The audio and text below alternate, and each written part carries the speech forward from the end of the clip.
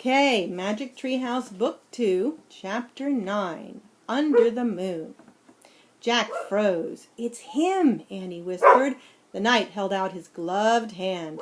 "Come on, Jack," Annie said. "Where are you going?" said Jack. "He wants to help us," said Annie. "How do you know?" "I can just tell," said Annie. Annie stepped toward the horse. The knight dismounted. The knight picked Annie up and put her on the back of his horse. "Come on, Jack," she called. Jack moved slowly toward the knight. It was like a dream. The knight picked him up too. He placed Jack on the horse behind Annie. The knight got on behind them.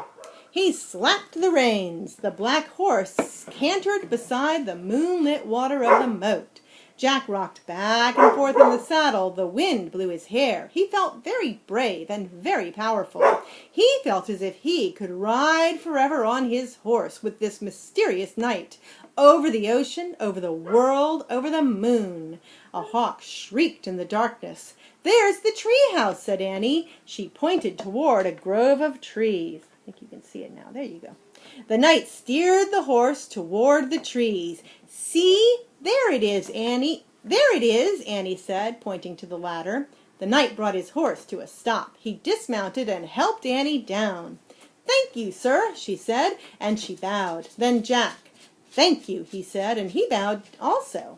The knight got back on his horse. He raised his gloved hand, then he slapped the reins and rode off through the mist.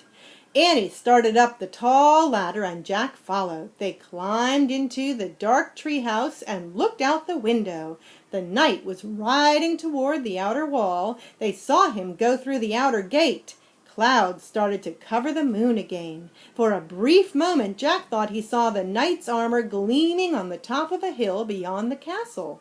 The clouds covered the moon completely and a black mist swallowed the land. "He's gone," whispered Annie.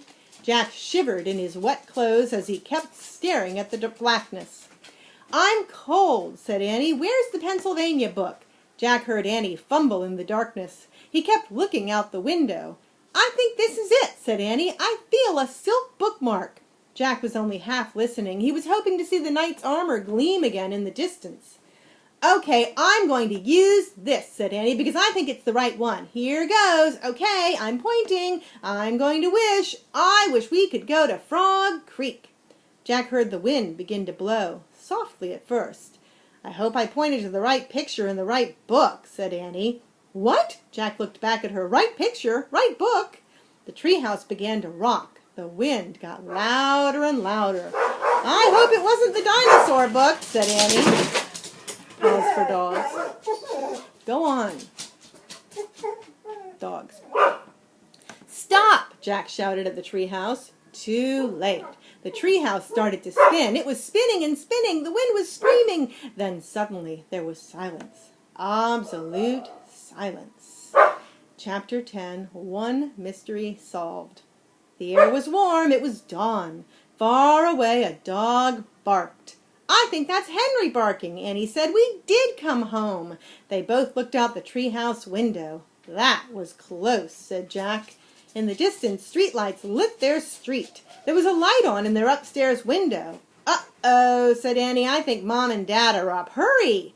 "Wait!" In a daze, Jack unzipped his backpack. He pulled out the castle book. It was quite wet, but Jack placed it back with all the other books. "Come on, hurry," said Annie, scooting out of the treehouse. Jack followed her down the ladder. They reached the ground and took off between the gray-black trees. They left the woods and ran down their deserted street. They got to their yard and crept across the lawn right up to the back door. Jack and Annie slipped inside the house. "They're not downstairs yet," whispered Annie. "Shh," said Jack. He led the way up the stairs and down the hall. No sign of his mom or dad, but he could hear water running in the bathroom. Their house was so different from the dark, cold castle, so safe and cozy and friendly. Annie stopped at her bedroom door. She gave Jack a smile, then disappeared inside her room. Jack hurried into his room. He took off his damp clothes and pulled on his dry, soft pajamas. He sat down on his bed and unzipped his backpack. He took out his wet notebook. He felt around for the pencil, but his hand touched something else. Jack pulled the blue leather bookmark out of his pack. It must have fallen out of the castle book. Jack held the bookmark close to his lamp and studied it. The leather was smooth and worn. It seemed ancient. For the first time, Jack noticed a letter on the bookmark, a fancy M. Jack opened the drawer next to his bed. He took out the gold medallion. He looked at the letter on it. It was the same M. Now this was an amazing new fact. Jack took a deep breath. One mystery solved. The person who had dropped the gold medallion in the time of the dinosaurs was the same person who owned all the books in the treehouse. Who was this person? Jack placed the bookmark next to the medallion. He closed the drawer. He picked up his pencil. He turned to the least wet page in his notebook, and he started to write down this new fact. The same, but before he could draw the M, his eyes closed. He dreamed they were with the knight again, all three of them riding the black horse through the cool, dark night, beyond the outer wall of the castle, and up over a moonlit hill into the mist. And there's the bookmark. Yep. And that's Isaiah being very impolite. Love you.